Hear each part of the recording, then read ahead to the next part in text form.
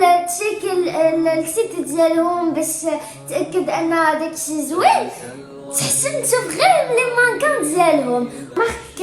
كتخالف الشريعه الاسلاميه والفطره الانسانيه، ماشي غير الماركه الحوايج بحال ديال الماكله ديال لي زاكتيفيتي. مثلا غير مؤخرا جاني اشهار ديال ايكول ديال بارابونت خلصيني فيه وداكشي زوين، ولكن السؤال اللي تطرح هو واش كاين مونيتريس.